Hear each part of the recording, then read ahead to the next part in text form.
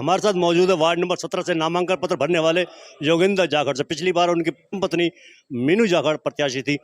जाखड़ साहब, आपने फार्म भर दिया है, क्या कहेंगे, किस मुद्दों के साथ चुनाव लड़ेंगे इस बार? भूटानी जी नमस्कार। आज मैंने अपना फॉर्म फिल कर दिया है वार्ड नंबर 17 से। इसी वार्ड से मेरी मिसेज ने 2 बार पहले फाइट की है, मीनू जाखड़ ने। तो इस बार हमारा वार्ड जो है जनरल हो गया था, तो इस बार मुझे मौका मिला और मैंने अपना फॉर्म भरा। बड़े प्यार से मेरा फॉर्म भरा गया। और रही बात आगे इलेक्शन की, इलेक्शन हमारा 5 साल जब हम हारे थे पहले, तब से हमारा इलेक्शन स्टार्ट है।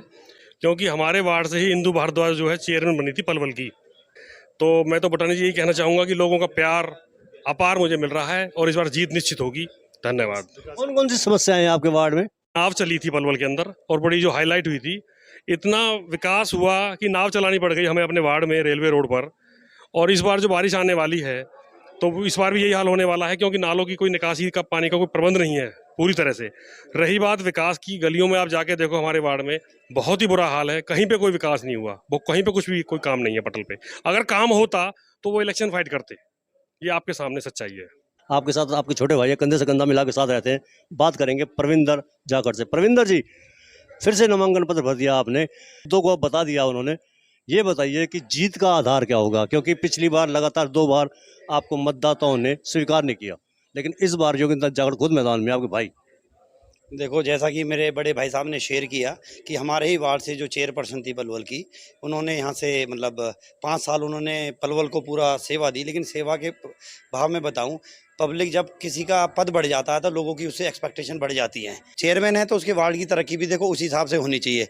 लेकिन अगर हम कैलकुलेशन करके देखें तो चेयरमैन तो बहुत दूर की बात है, पार्षद लेवल तक का भी विकास वहाँ पे नहीं हुआ।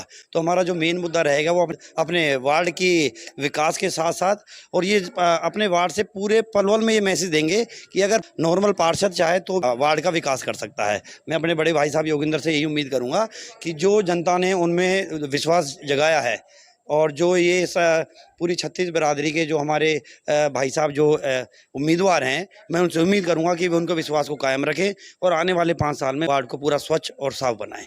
जी बहुत ही एनर्जिक और एक्टिव कैंडिडेट हैं और उनकी प्राथमिकता मुख्यतः विकास है। विकास के आधार पर ही इनको वोट देंगे लोग, और ये काम कराने में अग्रणी भूमिका निभाते हैं, अपना सही काम करते हैं। हमारे साथ मौजूद है वार्ड के ही मतदाता हैं। क्या नाम है आपका? विकास अग्रवाल, वार्ड नंबर 17 से। क्या कहेंगे योगेंद्र जाखड़ के बारे में?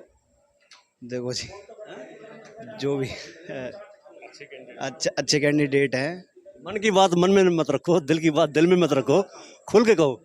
अच्छे कैंडिडेट है जी, और जीत की जाएगी। हमारे साथ वार्ड नंबर 21 की प्रत्याशी हैं मोनिका। मोनिका जी, आपने नामांकन पत्र भरा है, किन मुद्दों के साथ चुनाव मैदान में उतर रही हैं आप? मेन जो हमारे मुद्दे हैं, जो विकास पिछली बार भी नहीं हो पाए सबसे ज़्यादा, वो है हमारे एक तो सफाई, सीवरेज की समस्या और एक सुरक्षा। ये 3 मेन मुद्दे हैं जिनकी वजह से हम आगे बढ़ रहे हैं इन चीज़ों के लिए। आपका वार्ड काफ़ी कुंज गलियाँ भी हैं, ऊंचाई है, निचाई है, और सड़कें भी खराब हैं। आवागमन भी काफ़ी देर से होता, निकलना भी निकल पाता, वाहन भी नहीं निकल पाते। क्या लगता है कि आपको आपके वार्ड का विकास क्यों नहीं हुआ? जी, यही रीज़न्स हो सकते हैं। जैसे एक तो बहुत ही ज़्यादा कंजस्टेड है एरिया, तो कंजस्टेड एरिया की वजह से थोड़ा सा जिस तरह से सीवरेज की समस्या हो जाती है, बारिशें आते ही पूरा भर जाता है, पैर चलने की मकान फट जाते हैं, चलने की जो भी है रास्ते नहीं मिलते हैं। तो सारी ये चीज़ें, ये समस्याएं हैं मेन।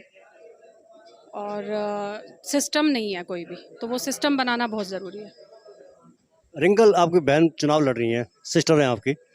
ये बताइए कि कल पंचायत हुई थी कि आपकी? नहीं, हमारे तो पारिवारिक वजह से पंचायत थी। सब सर्वसम्मति से सबने प्यार दिया, पूरा वार्ड में प्यार दे रहा है, सब अपने हैं। 36 की 36 बिरादरी हमारा साथ दे रही हैं। अच्छा, क्या लगता है, पिछली बार तो सर्वसम्मति बनी थी आपके वार्ड से, इस बार सर्वसम्मति बन सकती है? देखो जी, वो तो जनता के ऊपर निर्भर है।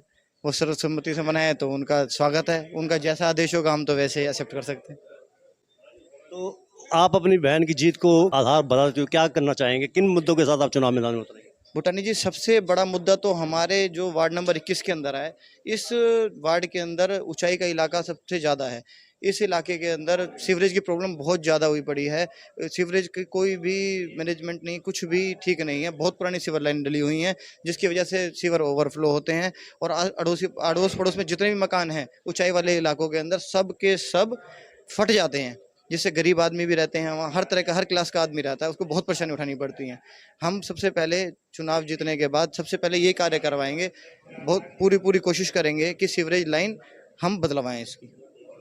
सीवरेज लाइन तो काफ़ी पुरानी भी है आपके यहाँ, दिक्कतें बहुत होती है, अक्सर ब्लॉक रहती हैं, जाम रहती हैं। तो इनकी समस्या को सुलझाने के लिए क्या पानी का प्रेशर भी नहीं आता? कई बार पानी का प्रेशर जो है, पीने का पानी है, उसका प्रेशर भी कम है काफ़ी। इनके लिए क्या आप हल निकालेंगे? इनके लिए तो सबसे पहले सीवरेज, मैं आपको पहले भी कह चुका हूँ, इसके लिए तो सीवरेज की लाइन डलेंगी जी नई, और नई पाइपलाइन डलेंगी। 40-50 साल पुरानी पाइपलाइन हो चुकी हैं, सीवरेज लाइन हो चुकी हैं।